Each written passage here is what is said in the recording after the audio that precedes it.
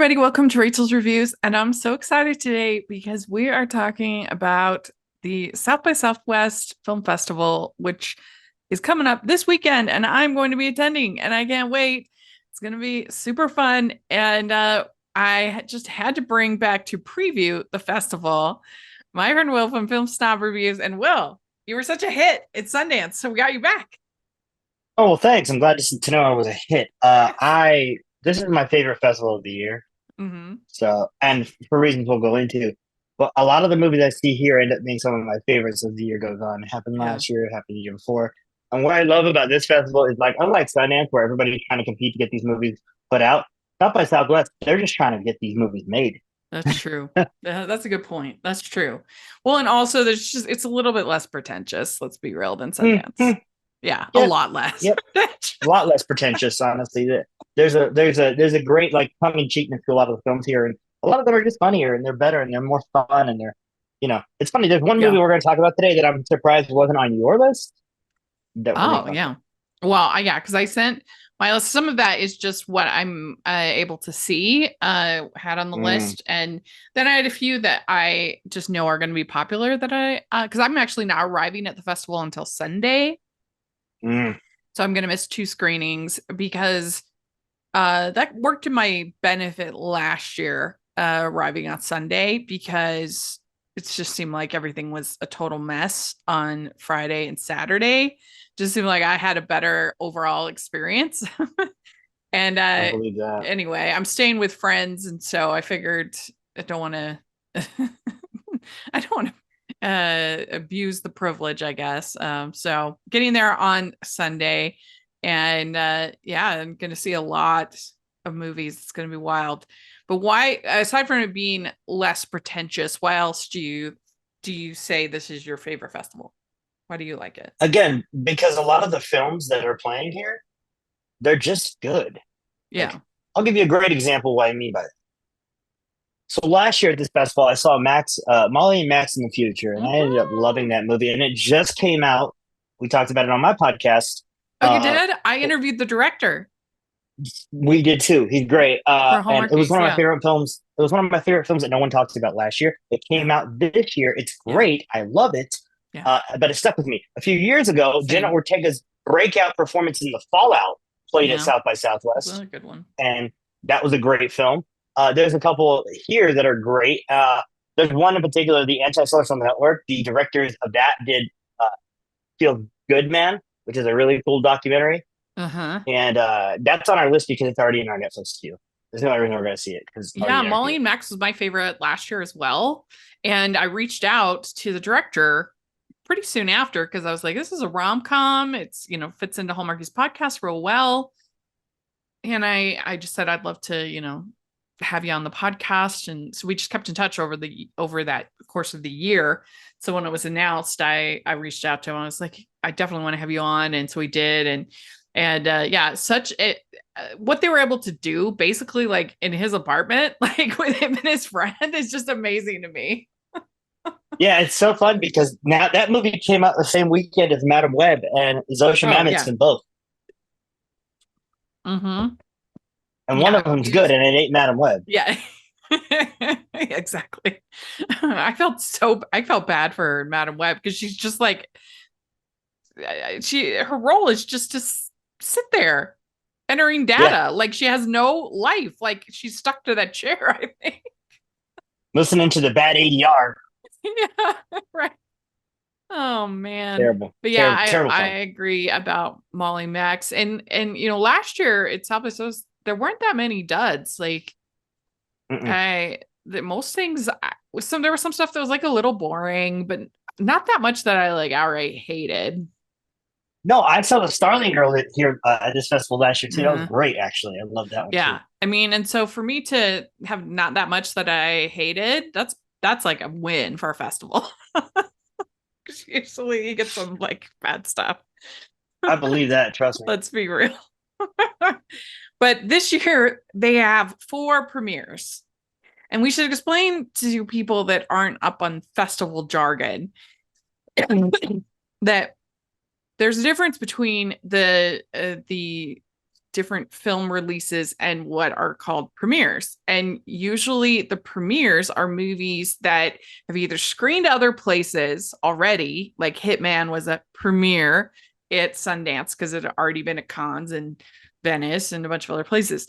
And or it's going to get like a wide release. You know, a lot of it is kind of a formality almost more than an actual like release from the film.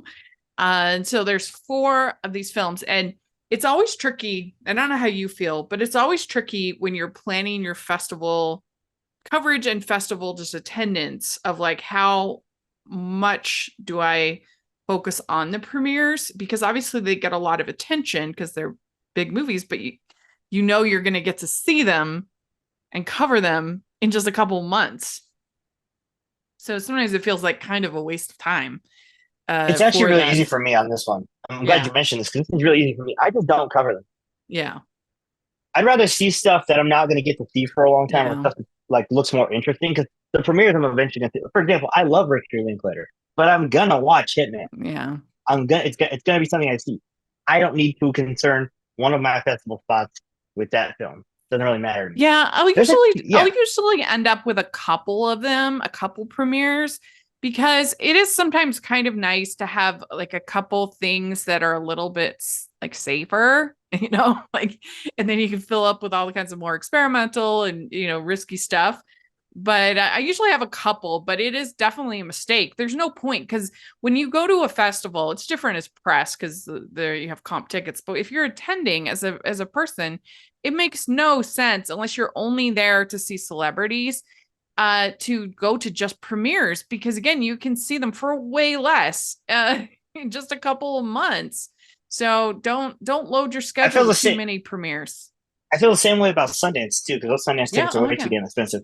And it's They're funny all because the there's a few same. Sundance films playing here. There's 2 films that played at Sundance that we already saw, Yeah. and the reviews are already up that are One of playing this them, festival. one movie I saw at Sundance was out on Netflix even before the festival was over.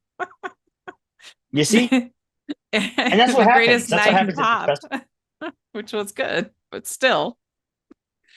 And you know, I will move things around and change things around, and I certainly did at Sundance. But let's dive in. Let's talk about it, and we'll give it 1 to 4 your level of excitement for these films. Yes, Okay, you ready to go? deal. Let's go. Okay, all right. So we start out. One of the premieres is Roadhouse. And this is directed by Doug Liman, writers Anthony Bargrossi, Chuck Monday, R. Lance Hill, stars Jake Gyllenhaal, Conor McGregor, and it's ex-UFC fighter Dalton takes a job as a bouncer at a Florida Keys roadhouse, only to discover that this paradise is not all it seems. And of course, this movie has gotten a ton of attention because Doug Liman is upset that it's not being released in theaters.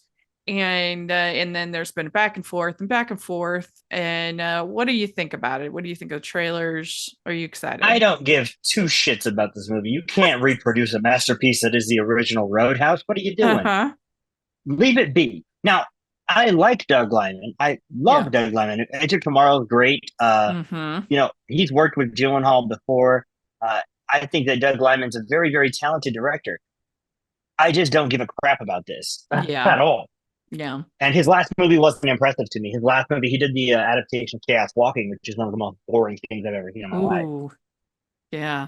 That wasn't And great. it's just not interesting. It's not cool. But for every one of those, he has An Agent Tomorrow or The Wall, which are both pretty good. Mm-hmm.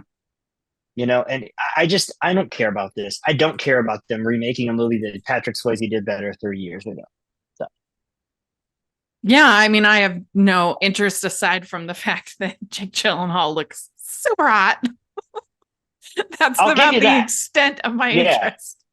And then Jessica Williams is in this movie too, and I love her. So And that sometimes helps. that's all it takes. Is a But sexy Jake Gyllenhaal. yeah, Yeah, that's I fair. mean, That's but fair. I have to kind of question. I mean, I'm sure Doug Liman believes in his movie, like any creative.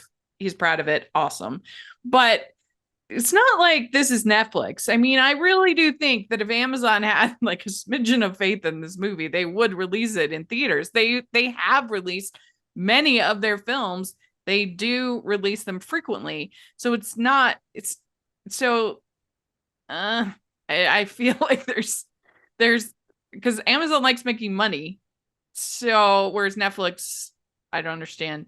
But there's something not adding up here. I think this movie is I don't care probably about not this movie. great. Nah, it's a one for me. I don't care about this movie. Yeah, probably the same for me. Maybe 2 for hot Jake Gyllenhaal. Gets an extra Yes, one for the extra hot point. shirtless Jake Gyllenhaal. Yes, that poster. Oh my gosh. The funniest thing is my favorite Jake Gyllenhaal movie. He looks atrocious. So Which one is that? Nightcrawler. Oh yeah. Oh man, he's so. He's very attractive. He's a Okay. very attractive man. Yeah, Yes. we can all agree on that.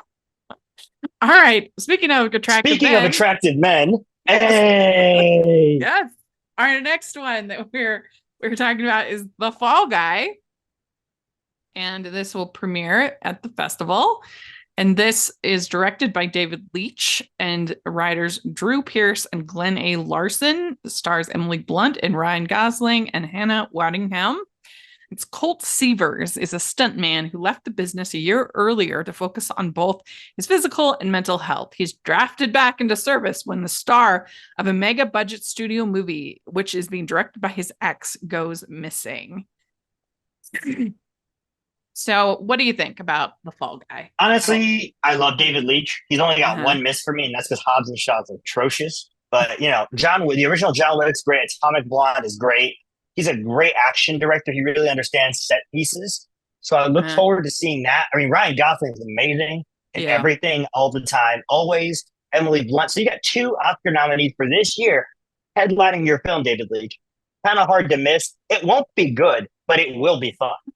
I think it will be good. I actually have this as my most anticipated movie of the year. I think it looks like they have amazing chemistry, and I just think it looks really funny and exciting and romantic, and I'm in 100%. So I I'm give down. it the I'm full down. four.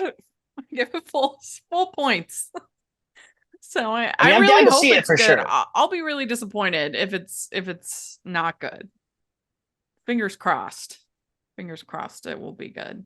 I just feel like they'll I have have really good chemistry. I get that, and it's really hard to not have good chemistry with Ryan Gosling because he's just Yeah, so impressively good, and it's Emily Blunt's true. just so impressively good. It's gonna be fun, honestly. It's Yeah, just gonna be a really fun film, and I look forward to having a good time watching this absolute yeah. mayhem occur on my screen. So what will you give it out of 3. It 4? looks fun. 3. Okay, good. Okay, then we have Monkey Man. It's another premiere, and this is directed by Dev Patel. Is this his first time directing? Yes, Way to go, Dev.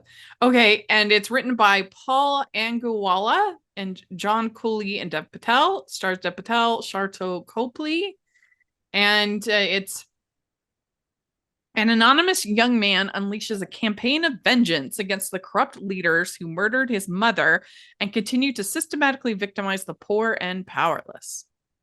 So, what do you think about yeah, this? I'm in. I'm 100% in. I love Dev Patel. I love action movies. This looks like John Wick does Bollywood, and it looks Yeah. freaking awesome. I love Charlotte Copley. This movie looks dope. I can't wait to watch him just rip dudes apart. This is going to be awesome.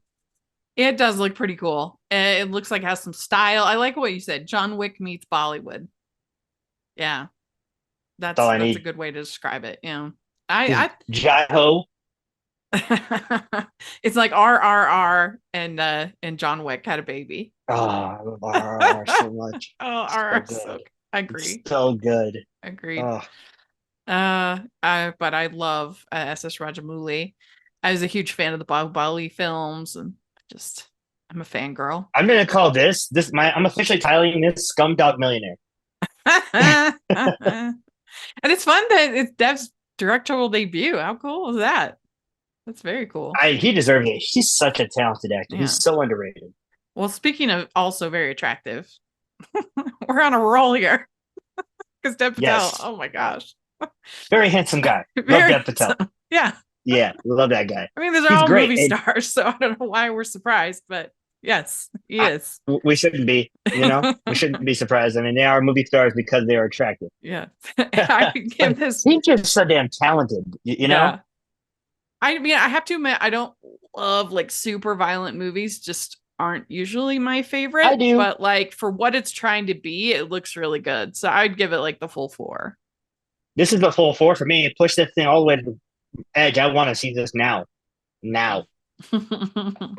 Are you a fan of Rachel's Reviews? Do you look forward to Family Movie Night, Female Film Critics Panels, or the Talking Disney podcast? If so, please consider supporting the podcast by becoming a Patreon.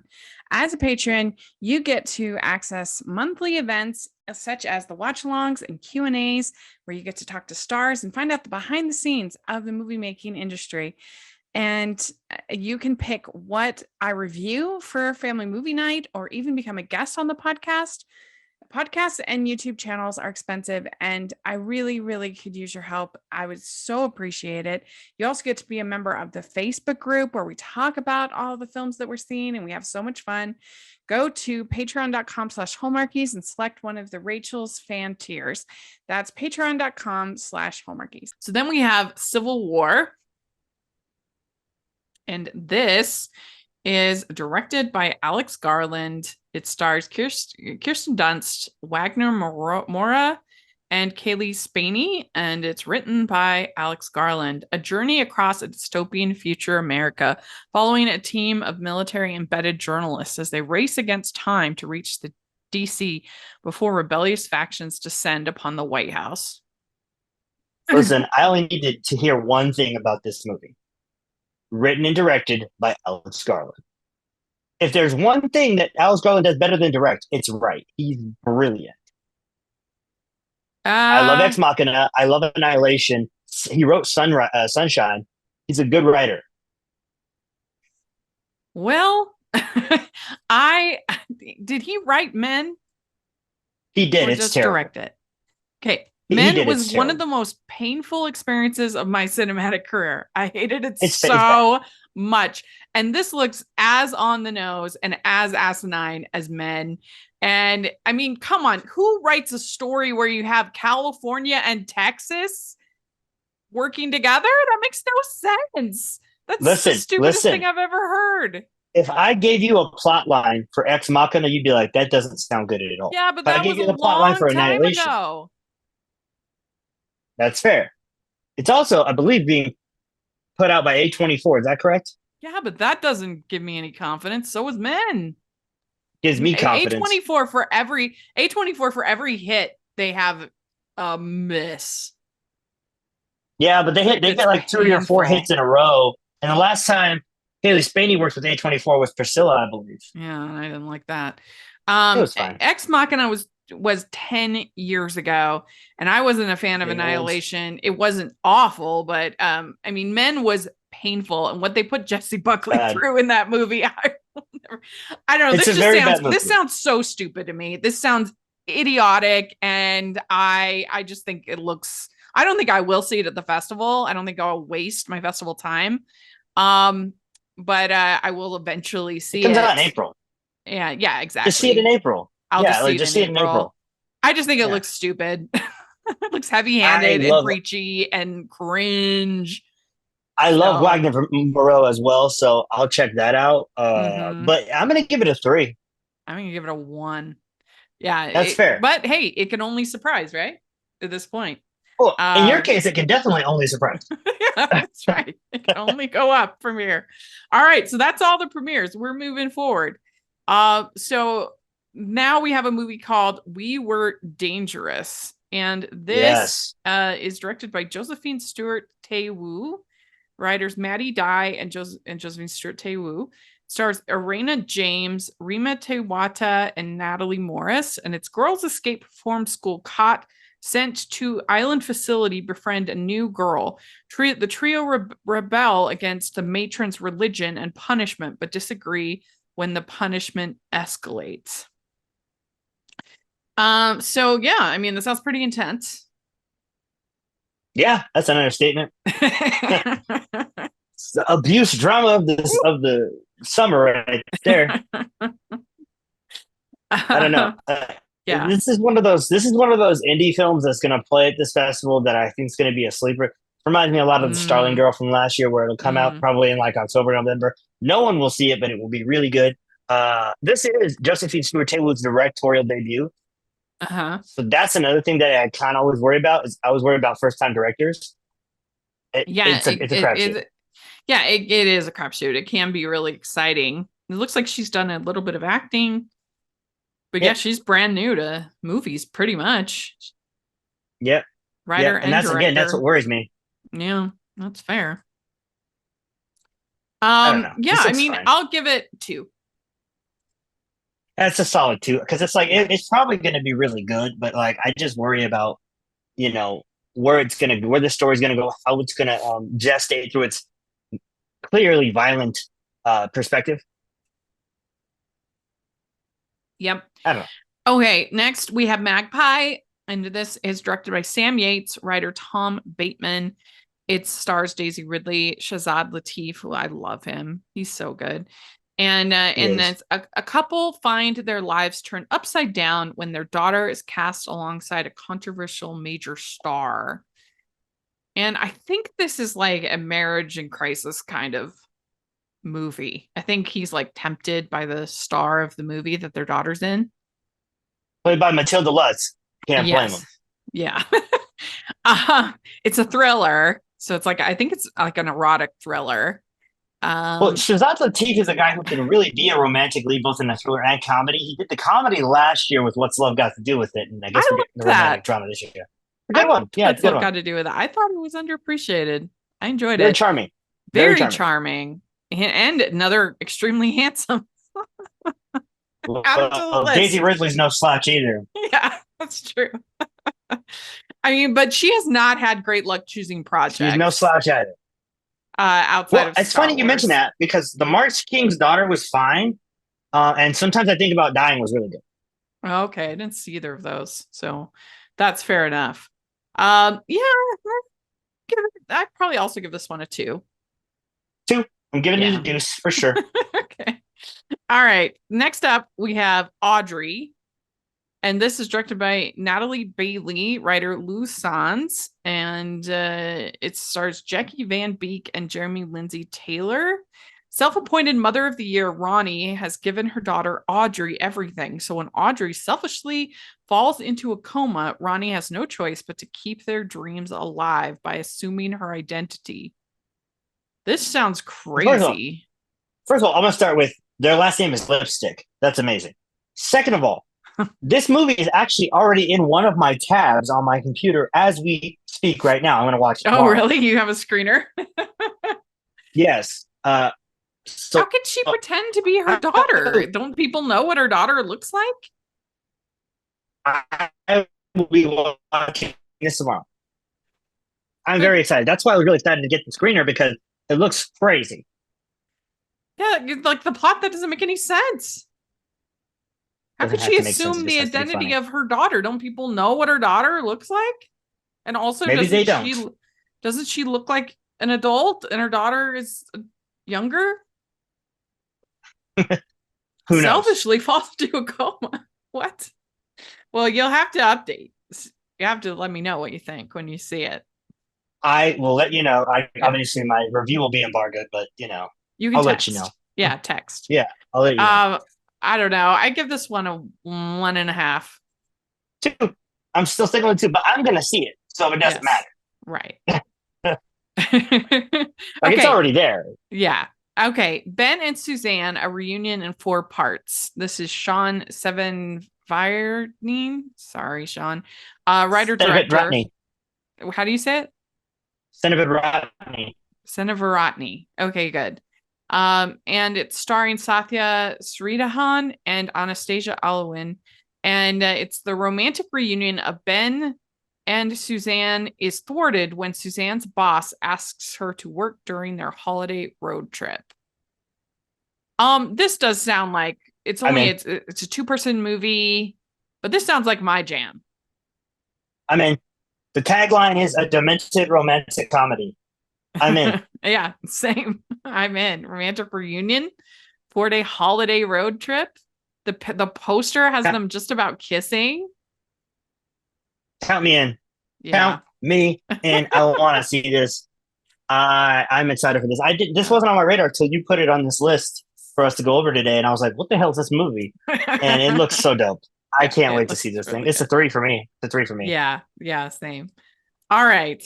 Next we have Bob Trevino Likes It. And this is Tracy Lehman, writer director, stars Barbie Ferreira, John Leguizamo, French Stewart. After searching for her strange father online, a people-pleasing young woman unexpectedly forms a close bond with a grieving childless man with the same name as her father on Facebook, inspired by a true story. So this sounds kind of interesting. So it's like a platonic friendship between an older man and a younger woman. Is that right? Or is it like romantic? Yeah, I guess. And I love that they dumbed down Barbie Ferrer. Barbie Ferrer is a beautiful woman. And to make her look less, like a supermodel, they had to dumb her down a little bit. So they made her look kind of dumpy. And John Leguizamo I love John Leguizamo, first of all. I love him. Everything he did, I will watch. Unless it's The Fleet. I will not rewatch The Fleet. She doesn't look like a supermodel in that. I mean, she looks beautiful and sweet. But yeah, I mean, I don't know. I'm saying in her everyday life, she looks like a supermodel. I hope it's just a platonic friendship is what I'm saying, though. I hope it's not like a romance, because they just say a close bond. I don't think it's going to be I don't think it's going to be. I think he's going to long for attention from a person, because he's probably a very lonely guy, and she's going to be seeking a father figure, and I think that's where that's going to go. It looks like you'll know where it's going to go, but the journey is going to be better than the destination. So I give that one a 3. 3 also. This one looks fun. I look forward to it. I want to see this. Okay, then we have Adrian and the Castle. This is director Shannon Walsh and writer, and Little Scream writer. Stars Alan St. George and Nathan McDonald.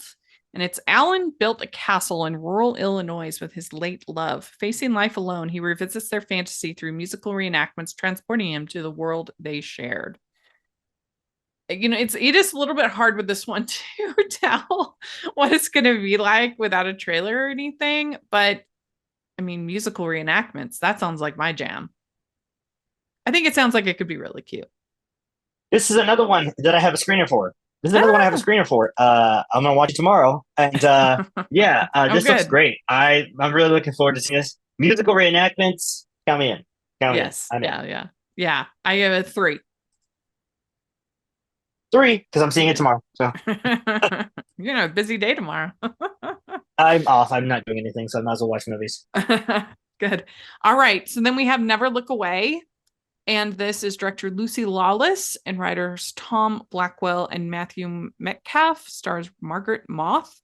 Swashbuckling scene and combat camera woman Margaret Moth risked it all to put the viewer inside the conflict when a fateful injury gets in the way of her appetite for danger and adrenaline. Moth must find the strength to carry on. So this is a documentary. Our first documentary, and it looks. Why did they have writers listed? It's a documentary. Here's the thing. I don't know. I couldn't tell you. What I do know is that I want to see what Lucy Lawless does behind the camera.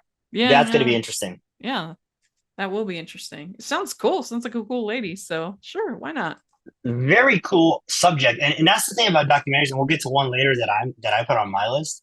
When it comes to documentaries, if the subject isn't interesting, like that can really ruin the entire thing. Yeah, and they have to have a story. There was a movie at Sundance called Seeking Mavis Beacon that was really bad. And the problem was it was just so obvious that they'd started with the story of trying to find out who Mavis Beacon was, and nothing came from it. So it was just watching them have disputes with their landlord and hanging out, and there was nothing there. And at a certain point, you just have to say it didn't work. We'll move on to the next project. I know it's got to suck after putting in so much, but it was terrible. And so you got to have a story. There's got to be something there. 2. Yeah, for Never Look Away. Yeah. Yeah. Hey, this is Jen Johans, host of the podcast Watch with Jen, which delivers a steady stream of great movie recommendations, thoughtful career deep dives, and first-rate conversations with film critics, authors, actors, journalists, filmmakers, and more. You can find Watch with Jen wherever you get your podcasts or hear us first at our Patreon at patreon.com/filmintuition.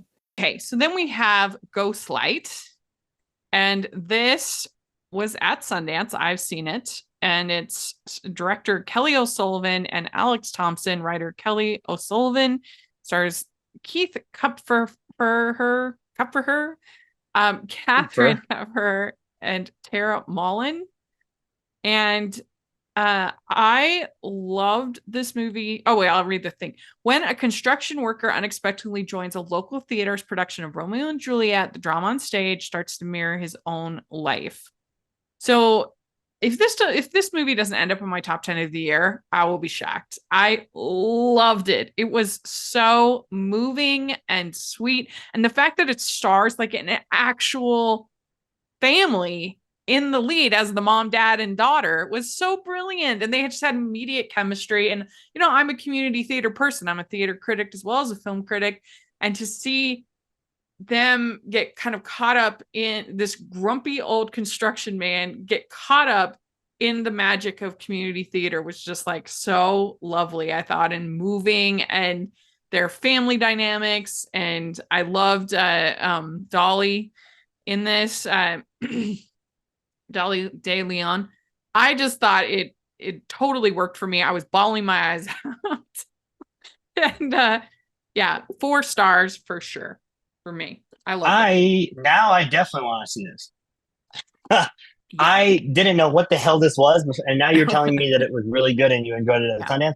Now I'm like, I'll move it up to and a it's 3 not just now. me.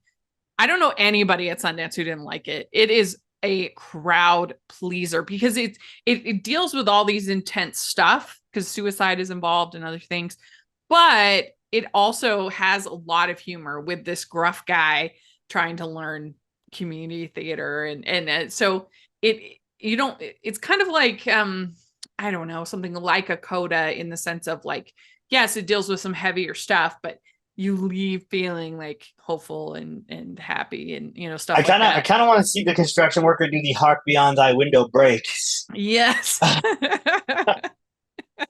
And Dolly is the Juliet. And, God. and she always wanted to be Juliet, never got the chance. So they're doing this like older kind of version of Romeo and Juliet. And she's so funny in it. She goes outside and he's working construction and he's just kind of yelled at all these people. And she's like, I think you need help. And so she like literally drags him into the theater and has them do like these exercises and stuff like that. And he's like, what is going on? This looks fantastic. Did they make him do the red leather, yellow leather, red leather, yellow leather? Yeah, there's that kind of stuff. Yeah. It's like never that community theaters around the country might start casting people outside of their will. You've seen Ghostlight, you're in Romeo and Juliet. We don't care if you don't want to be in it. Pull me off the street. Hey, you're Seymour Krelborn. We're doing a little horror. Have a good day. Yeah, exactly. That'd be fun. I just adored it. It was really good. Okay, so then we have The Truth versus Alex Jones. This is director Dan Reed, and it centers on families of the victims of 2012 Sandy Hook shooting. They take Alex Jones, a conspiracy theorist, to court for spreading lies about the event being a hoax. This is less fun than Ghostlight. Yeah, less fun. And this looks really, really intense. Painful for some people. Yeah. And Dan Reed does not ever skip on his subject. He did Leaving Neverland about Michael Jackson, and he absolutely stayed it. So Dan Reed doesn't play around when he makes these documentaries, and that's good because we need a little bit of Alex Jones getting his ass kicked on screen. Yeah. Yeah, no doubt about it. Hate that guy. About it, yeah. So yeah, it feels weird giving it 4, but I think It'll be intense. So I'll give it a 3 because I think it will be I'm good. giving it a 2. Okay, then we have Seven Keys. And this is director and writer Joy Wilkinson. It stars Emma McDonald and Billy Poswaite. And it's Daniel has kept the keys to the places he's lived in. Lena wants to use them on the ultimate tour of London, a weekend of getting to know each other intimately in other people's homes.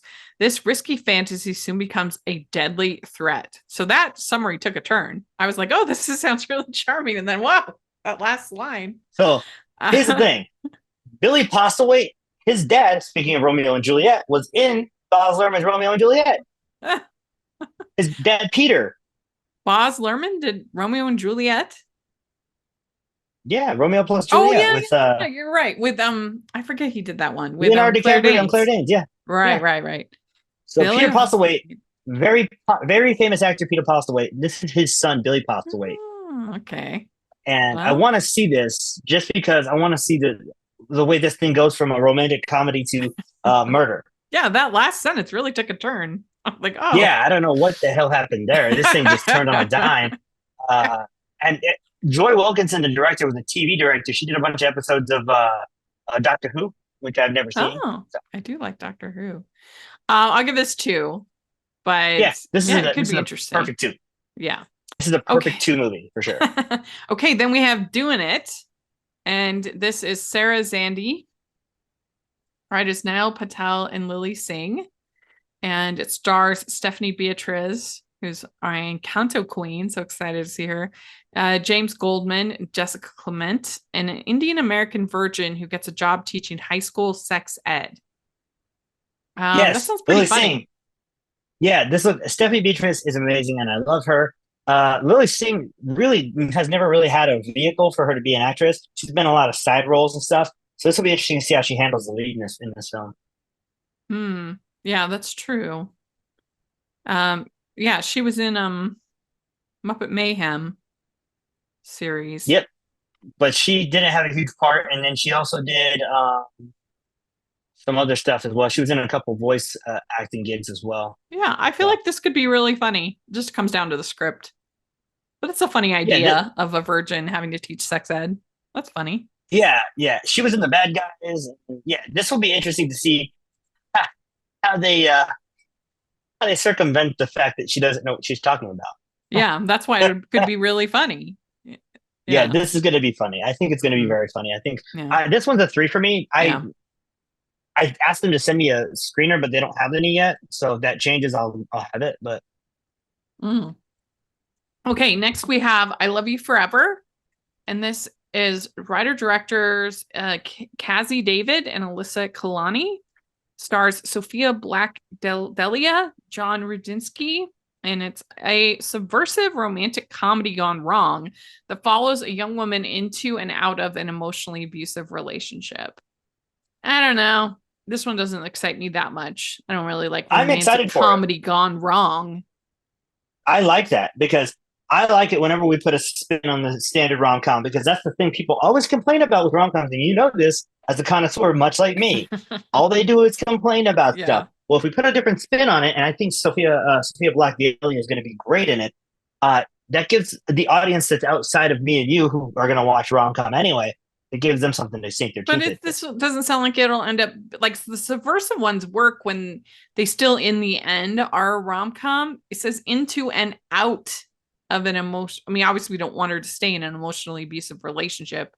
I don't know. It just sounds like it could be a little much, but it could be good. It could be creative. Yeah, I'm looking forward to it. I'm going to give it a 3. I'm going to give it a 2. Okay. Because I think where that thing's going to hit us is it's called I Love You Forever. So I think she's going to end up really obsessed. I hope so. I mean, I don't want her to be obsessed with an emotionally abusive person, though. So I don't know what I hope, but I just hope it's good. Okay. Then we have The Greatest Hits. This is writer-director Ned Benson. Stars David Cornsweet and Lucy Boynton. A love story centering on the connection between music and memory and how they transport us, sometimes literally. I'm in 100%. I think David Cornsweet is a Broadway guy. Yeah, Lucy Boynton's Lucy Boynton, and that's all I needed to hear. Yeah. She's in it. And Ned Benson made The Disappearance of Eleanor Rigby, which is one of the best romantic dramas of the last 20 years because there's 3 different versions of the movie. How else do I know David Cornsweet? He was in. Oh, he's the new Superman. Yes. That's how I know him. Okay. Oh my gosh, that's going to be exciting to kind of get a peek into him. Yeah, and Justin H. Min's also in this, and I like Justin H. Min. He's really fun. Yeah. It says here that he's appeared in many professional theater productions. So yeah, he's got the Broadway, he's got the chops, and he's going to be Superman. So way to go there. And Lucy Boynton, yeah, she's super attractive. She's been in everything. She's in Sing Street. And I love. That's Sing her. Street. Oh my gosh, I love Sing Street so much. That's all I need to hear. Yeah, agreed. Okay. Yeah, 4 for this one. I mean, come on, it sounds really cute. Music, this is the biggest love story. 4. Who's this Ned Benson? I'm gonna look this up. So again, he directed The Disappearance of Eleanor Rigby, which is one of the coolest romantic dramas of the last 20 years. So what's cool about it is Ned Benson. Check it out. Ned Benson made 3 versions of the movie. So the way it works is you get his perspective on the relationship, his being James McAvoy's, her perspective, which is Jessica Chastain's, and then you get both of them together. Never heard of this. That's cool. It's a great movie. Yeah, it's a really good movie. That's cool. I really enjoyed that movie, and I think you'd like it too. He did also write Black Widow, but I'm not going to hold that against him. No, I mean, right, Black Widow. Come on. Okay. Then we have Diane Warren, Relentless for an Oscar. Director Bess Cargman. And it's an intimate look at the life, career, and process of one of the most accomplished songwriters of all time, Diane Warren. Of course, I mean, I tease, but Diane Warren, of course, is a legend. I mean, she's been nominated for so many Oscars for a reason, because she's a wonderful songwriter. So, yeah, how can you not be interested in this documentary? I can very clearly tell you how you cannot be. I don't care. You don't care? Listen, this is just another reason to get her on the ballot next year. So to learn about her process and how she's written a lot of famous songs. I don't care. But you're right. This is probably gonna finally get her the Oscar. I don't care about this. This is a 1. I give it a -1? I don't care.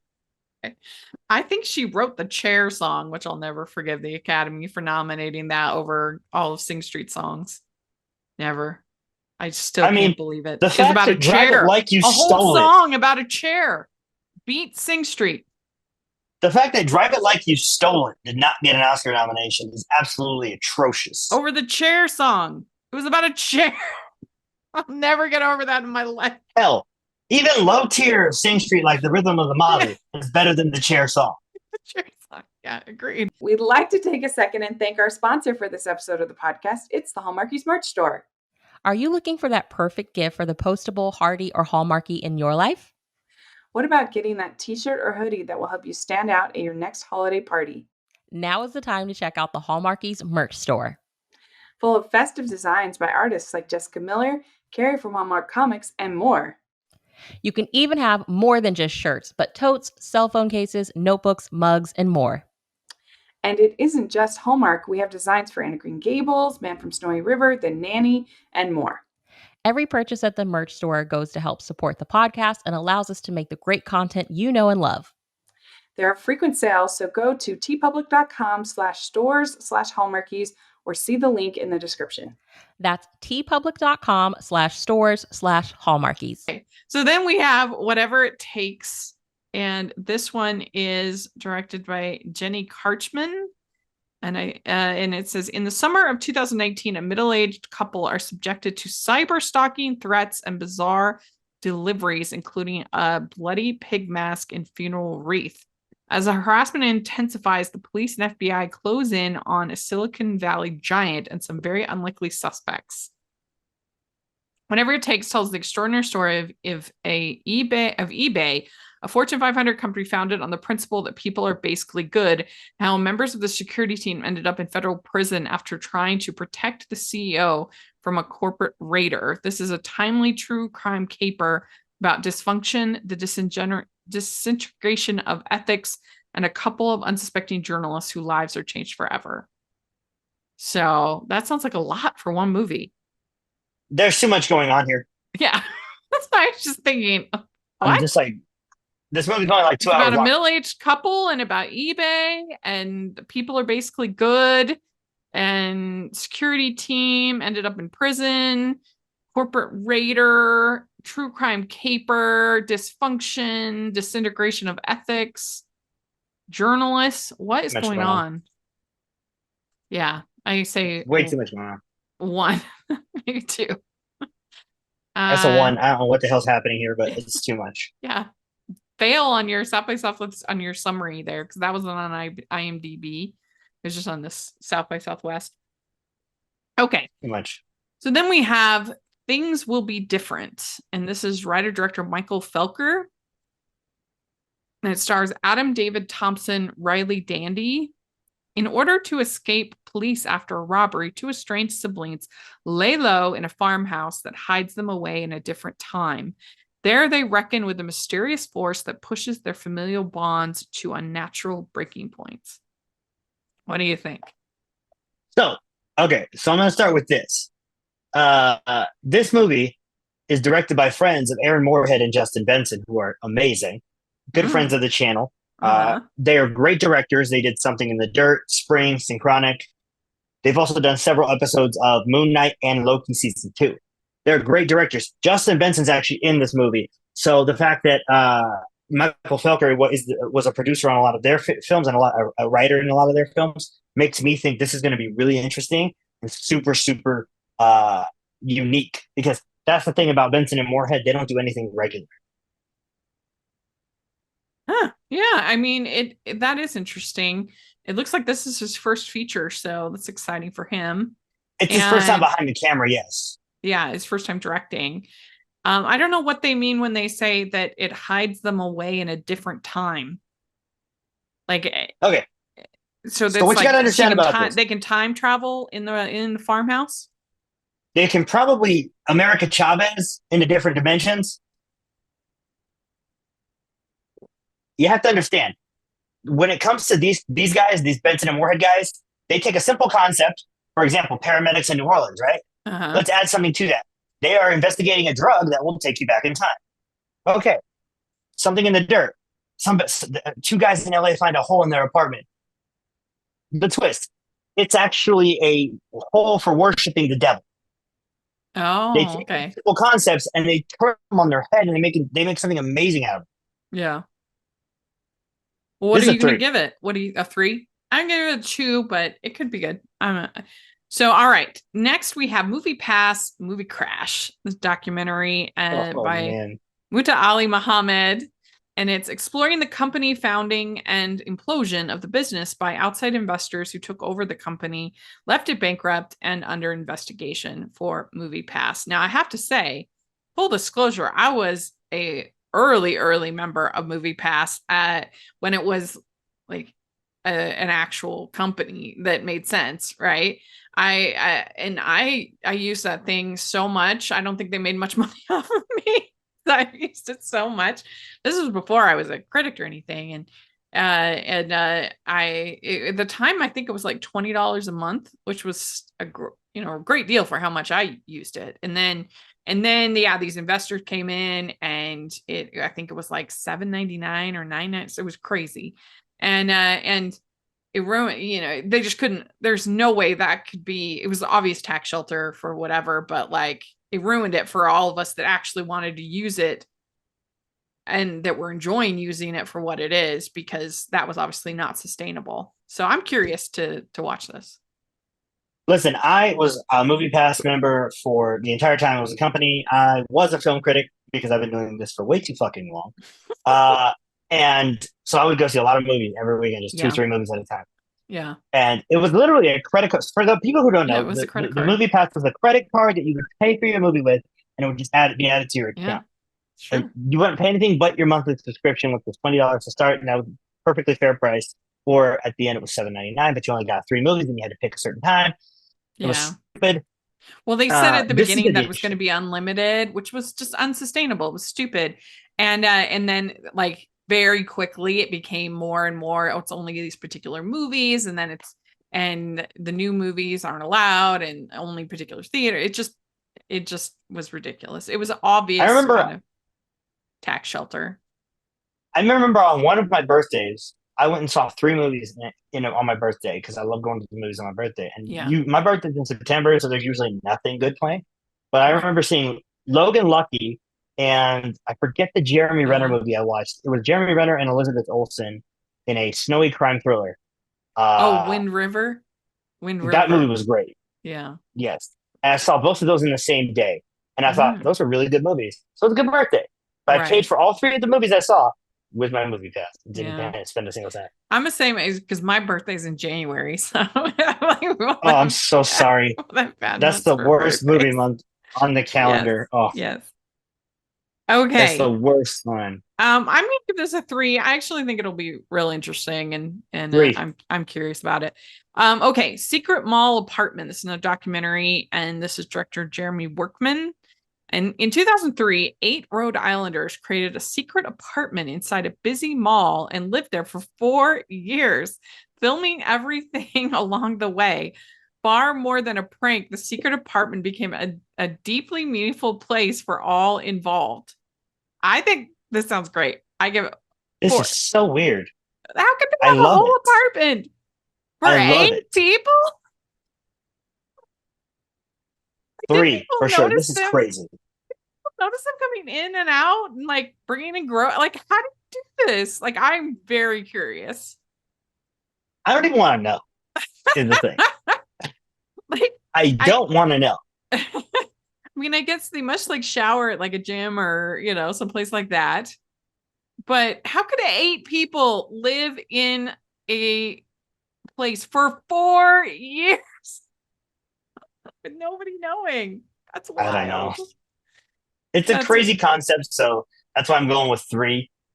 This has potential to be really fun, though. Yeah, I can't believe it. For 4 years, they lived in the mall and nobody knew. That's wild. It's wild.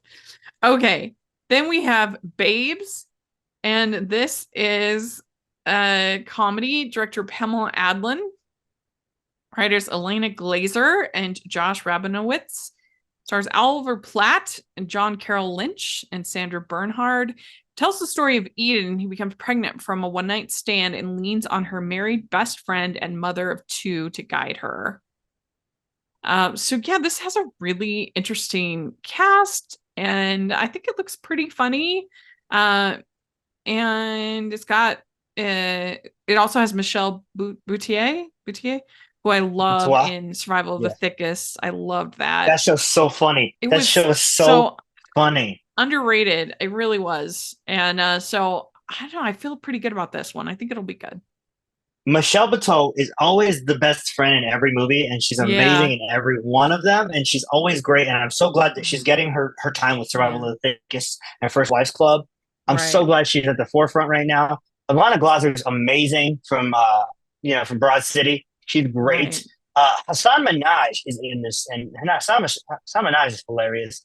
This looks fantastic. Pamela Adlon's claim to fame is she was the voice of Bobby Hill. Oh, yeah. I knew I recognized the name. Yeah, but she's like an amazing voice actress. She is. And her daughter is an actress, too. She was actually in Miller's Girl, which is terrible, and just came out this year. Oh, no. That review will be up tonight. Oh, my gosh. She's like done everything. Rick and Morty, Bob's Burgers. Mm-hmm. Yeah. That's amazing. This movie looks great. That's why I put it. So for the audience that doesn't know, we finished all of Rachel's picks. This was my first one.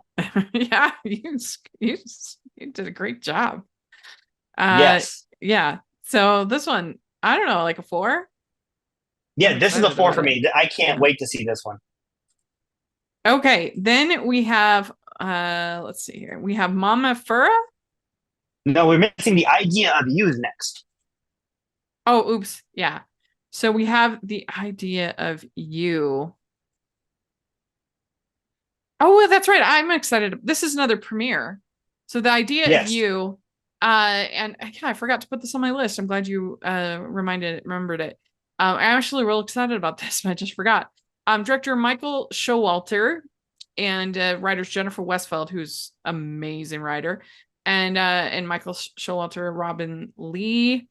Stars Anne Hathaway, Nicholas Galsantine, who I loved so much in Red, White, and Royal Blue. That was my favorite movie of last year. I loved it so much. It's Celine, a 40-year-old single mom, begins an unexpected romance with 24-year-old Hayes Campbell, the lead singer of August Moon, the hottest boy band on the planet. So, This looks so good. Yeah. What's not to like here? I mean, really. Michael Showalter is such an underrated and talented director. The Big Sick. I mean, he was in Wet Hot American Summer. Literally every movie that this dude has directed, I have adored all the movies he's directed. They came together. That's fun. They Came Together is amazing. I love They Came Together. I think it's so good. The Lovebirds is fine. The Eyes of Tammy Faye. One of my favorites, though, is his first movie, The Baxter. Oh my gosh. Yeah, I know you told me about that. I got to see it. I've never seen it. The Baxter? No, I've never seen it. It's got Michelle Williams in it, too. It's great. Oh my gosh. Oh, yeah. So as you can see, I love Michael Showalter. Really this movie looks so good. I am very excited about this one. Yeah, I give it like a 4. Yeah, this is a 4. I really do love Nicholas Galsantine. I mean, I wasn't a big fan of Bottoms, but he was really good in it. He's so good at Bottoms. Royal Blue, I loved. So yeah, he's just very talented. So, and it'll be interesting to see. He's just played all different roles as he should. He's an actor. It'll be see how he plays this kind of in this sort of young, what do they say, May December relationship. You can't say that the same now after that movie, but. Okay, then we have Mama Farah, Liliana Torres, writer-director, Ruth Lopez, Anna Alacron, and it's Lola's unplanned pregnancy disrupts her life plans. She resists motherhood while Bruno wants to be a father, forcing her to confront her fears and societal expectations as she seeks clarity on her future. So I'm going to start with interesting. I'm going to pronounce the names for you. I'm going to give you Yes, please. Assist here. Ruth Llopis. The double L makes a Y sound, and it's Ana Alarcón. I got you. These are Hispanic names. Thank you. I got you, bro. I appreciate it. No worries. Mami Farah is another one that I have a screener for, and I was actually already excited for it before I got the screener. This movie looks fantastic. Yeah, I mean, it sounds like it's going to be intense, but it sounds good. It's actually a comedy, which is weird. Oh, really? Mm-hmm. From that description, it sounds kind of intense. To confront her fears and societal expectations as she seeks clarity on her future. I just think that's a way of them saying that it's a woman exploring what it is to be a woman in her shoes. Mm-hmm. You know what I mean? Yeah. It looks great. Cool. Yeah. I mean, I'd probably give it a 3. 3 for me. Yeah. Okay, then we have A Nice Indian Boy. And this is Roshan Sethi, director, writers Eric Randall and Madhuri Shekhar, and stars Jonathan Groff and Karen Soni. When Naveen brings his fiancée Jay home to meet his family, his traditional Indian parents must contend with accepting his white partner and helping them plan the most fabulous same-sex Indian wedding the Bay Area has ever seen. This sounds really joyful. Did you see joyful. 7 Days? What's that? Did you see 7 Days? No. It starred Roshan Sethi and Geraldine Viswanathan. Oh, no, I haven't seen it. So Roshan Sethi directed 7 Days starring Karen Soni and Geraldine Viswanathan, which was about 2 Indian folks, young Indian folks meeting each other during COVID. This is the follow-up, which also stars Karen Soni, who we actually talked to Karen Soni and Roshan Sethi about that movie. This movie looks hysterical. Karen Soni is amazing. Roshan Sethi is a great comedic director, and obviously Jonathan Groff is great. It's Jonathan Groff. You can't go wrong there for sure. This is a solid 3. Yeah, I think so. Okay, then we have just 2 more. We have I Wish You All the Best. And this is director Tommy Dorfman, writers Mason Deaver and Tommy Dorfman. It stars Alexander Daddario and Cole Sprouse. And it follows a teen who, after being kicked out of the house by their parents, embarks upon a journey of self-discovery that teaches them about love, friendship, and family. I have to say, I'm like, teen coming of age stories are tough for me, but I do have some that I really love. Like, I love Juno, I love Sing Street, I love, so it can happen. Cole Sprouse has a pretty good track record, I have to say, of the Sprouse brothers. I'm more on Team Cole. Well, he was in Lisa Frankenstein, which is amazing. So yeah, just recently, and I liked 5 Feet Apart, and yeah, I thought it was pretty good for that kind of a movie. So a little interesting fact: Tommy Dorfman is actually a transgender director, so this will be interesting to see how this is played out. Cool. Yeah, it could be good. It could be totally generic, but I'll give it it's a solid 3. I got a solid 3 behind it. It's gonna be fun. Yeah. All right, our last one, Clemente. What's wrong with me? Okay, this is a documentary, a feature-length documentary that explores the life and career and legacy of Roberto Clemente. And yeah, so he's a baseball player, I guess. He was one of the first Latin baseball players to ever play in the major leagues. Being a Latin person, Roberto Clemente means a lot to us here in our world. And he was a Pittsburgh Pirate for every moment of his career. I'm a big baseball guy. I love baseball documentaries. I love movies about sports. It's funny because this month's podcast theme is baseball movies, so it actually goes in perfectly with our theme. You're right. Yeah. I'm not a sports person. I just don't have time for it. But I do like movies about sports, and I do tend to like documentaries about sports. I like the 30 for 30, things. Those are great. Those are good. Great. Yeah. Those are good. I'd rather watch a movie about sports than watch sports. Every time that I've seen a sports documentary at a festival, it's been spectacular. I remember a few years ago at Sundance, they had Like Water or Be Water, which was the Bruce Lee documentary. It was 30 for 30 that they viewed at Sundance. Yeah. Fantastic. I saw the Nolan Ryan documentary last year at South by Southwest. That was phenomenal. Every time there is a documentary at South by Southwest and it has a subject matter that I care about, I'm usually in. I mean, they did the one like 3 years ago about Radiant Rainbow, and it's finally coming out, and it's so good, and I cry every time I watched it. That's cool. That's good. Yeah, so I give it like a 2, but it sounds good. This is a 3 for me. Yeah. Michael Keaton's in it. I think he's actually narrating it. So I'm in. Oh, okay, nice. So there we go. So if you had to pick your most hyped for, what would you pick? Babes. Yeah, I mean, I think I would pick the Fall Guy as my most hyped, but it's since it's a premiere, it's a little bit different. But I think that Babes does sound really good, and Secret Mall Apartment, those are probably my most hyped. I'm Secret Mall Apartment is probably going to be really fun. Yeah, how could they do that for 4 years? It just blows my mind. So I don't even know. But I'm looking very forward to a lot of the movies playing here. I have quite a few that I've already gotten early that I'm going to be watching. Quite a few we didn't even talk about because there's just so many good films playing at this festival. It's a huge, huge festival, and not even just movies. There's music festival, and there's speakers, and it is television shows. Massive. And I'm talking to Anna Camp from Pittsburgh on Tuesday about a short she's in. It's a TV pilot. And I'm very excited to talk to her because she's awesome. I love the first Pitch Perfect movie so much. Who doesn't? Yeah. And it's one of my favorite comedies. So cool. That'll be fun. So there we go. Let us know what you think of these. Which sound the most intriguing to you? How many stars you would give them in your anticipation? We'd love to hear that in the comments section. Put your thoughts. And Will, where can people find what you all do? And you said you've got baseball movies coming up, right? Yes, we do. So you can find our podcast anywhere you download podcasts. It's called Snobcast. You'll see it there. It's good time. Last month's episode, though, the current episode that's uploaded actually has the lovely and talented Rachel on it. We talked about romantic comedies.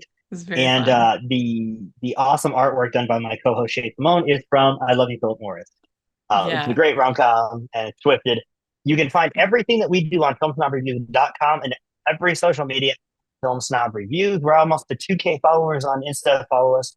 We're almost to 1,000 followers on YouTube. Follow us there for all the interviews because we're going to be doing a crap ton of them this week for South by Southwest. Yeah, thanks for having me on again. Yeah. I love talking festivals. I love talking Yeah. about movies that no one's going to see for like 9 months. Yeah, me too. Anytime. You can find me at Rachel's Reviews, all over social media, iTunes, YouTube, and on Rotten Tomatoes. And you can find all of my South by Southwest coverage. I will try to do better with South by Southwest than I did with Sundance. I finally got my recap up for Sundance, but I wasn't pressed, so there was really I could just do whenever I wanted. I was just going as a private citizen. So this one I am pressed, so I will try to be a little bit better with that. But nevertheless, make sure you're checking that out. And you can also, if you want to check out the Patreon and merch store, I'd appreciate that. And this was so fun. We'll talk to y'all later. Bye.